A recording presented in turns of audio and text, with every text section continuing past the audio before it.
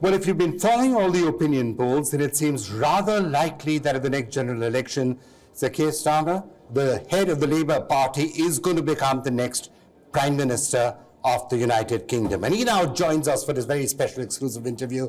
Sir Keir, great to be talking to you. You seem to have just made a very major policy speech where you're saying a Labour government under your Prime Ministership would really be viewing India as a strategic partner, will be breaking from the shadows of the past and trying to build a strategic relationship. Yeah, strategic relationship is exactly the right description. A UK-India strategic partnership, which can bring with it economic security, really important, but also climate security and global security. So we're talking about something which is truly strategic, truly a partnership, looks forward, not backwards, recognises our shared history that we have, but actually looks at a modern India and a modern UK and the next chapter of the journey that we can take together.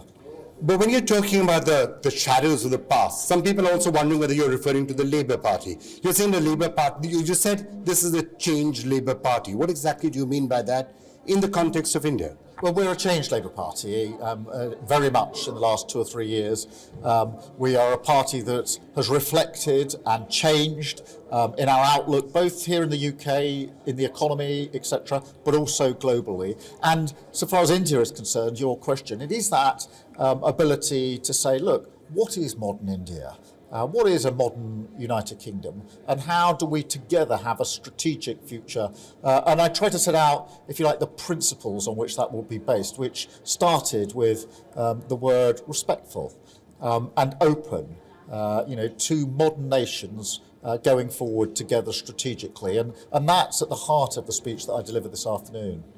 But when you're saying, is there a signal there that the Labour Party is also pressing a reset? Because sometimes it seemed as if the Labour Party is not as keen on India as maybe some of the other parties are and has its own hesitations. Certain controversies have happened in the past over questions like Kashmir, which you changed just after you took over as the head of the Labour Party. Is there a reset button that you're pressing? I think reset is the right word, and as you describe. But it's not a narrow question. It's actually a broader question. As we look at modern India, look at modern UK, we face global challenges in relation to the climate, the economy. We've just been through COVID, and both India and the UK helped massively with the rollout of the vaccine. There are things now that I think have changed the context and allow us to say we move forward from here, as I say, looking forward, not backwards.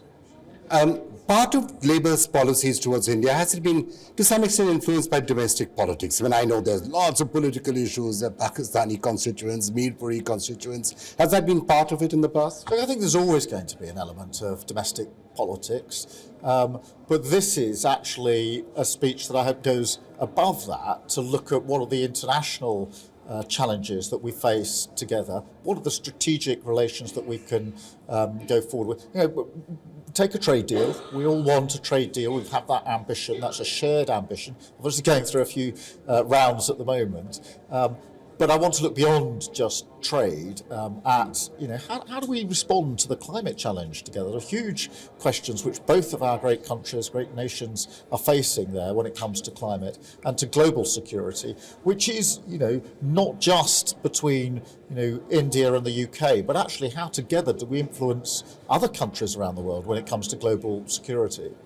Right, let's just turn to the Indian diaspora. Of course, the person whose job you're trying to take is actually of Indian origin, which I'm sure is there on your mind. Look, I want us to win the election. I want a Labour government so we can change our country for the better for millions of people, including, of course, the Indian community here.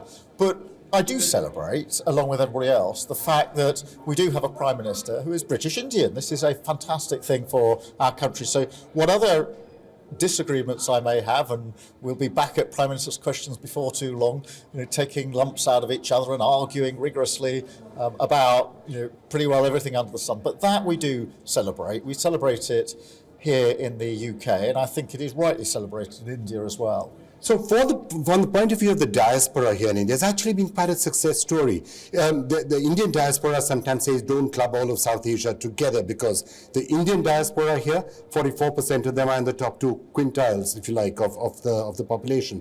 Other South Asian communities perhaps not quite successful.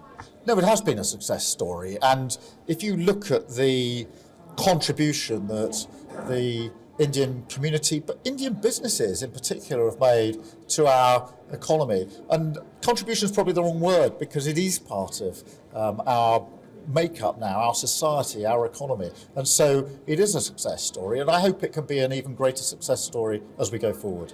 Right, thank you so much for talking to us. If I was to sum this up to say Labour pressing a reset and wanting strategic ties with India, would that be a fair summary? Yes, thank you very much.